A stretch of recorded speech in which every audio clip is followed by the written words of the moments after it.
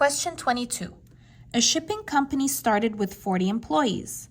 The number of employees at the shipping company increases at a rate of 7.5% each year. Which function can be used to model the number of employees, f of x, at the shipping company after x years?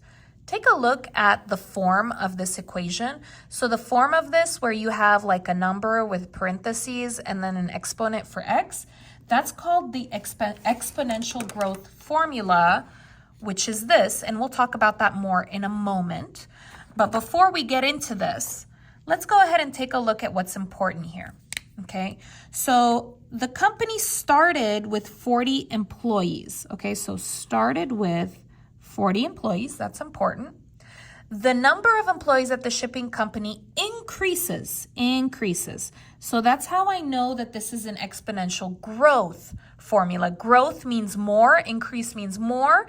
If it was decrease, less, then it would be an exponential decay formula, which is different.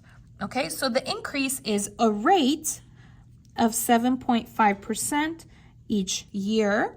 Okay, which function can be used to model the number of employees, f of x? So f of x is the number of employees at the shipping company, and x is years.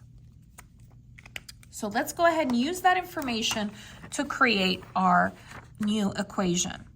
All right, so let's take a look here. So for the exponential growth formula, it's going to be in this form. You're going to have f of x equals, this will be your initial amount, your starting amount, which over here it looks like it's 40, right? And then you're going to have parenthesis 1 plus your rate, which is the percent. I have it here, 7.5%, and then your x is time. So let's go ahead and do that. I'm going to go ahead and rewrite it. Let me zoom out a little bit.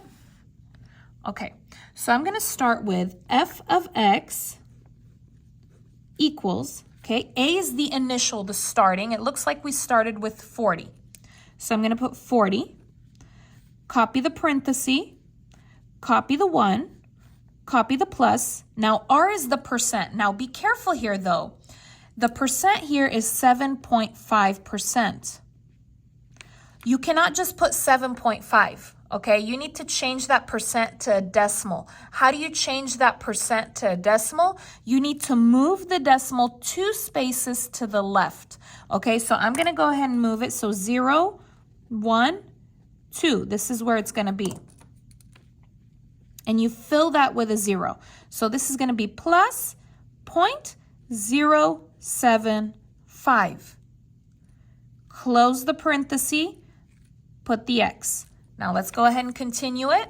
You're going to put f of x equals 40, parenthesis. Okay, what is 1 plus 0.075? If you don't know, you can put it in the calculator, but it's 1.075, parenthesis, x. This is going to be your answer right over here.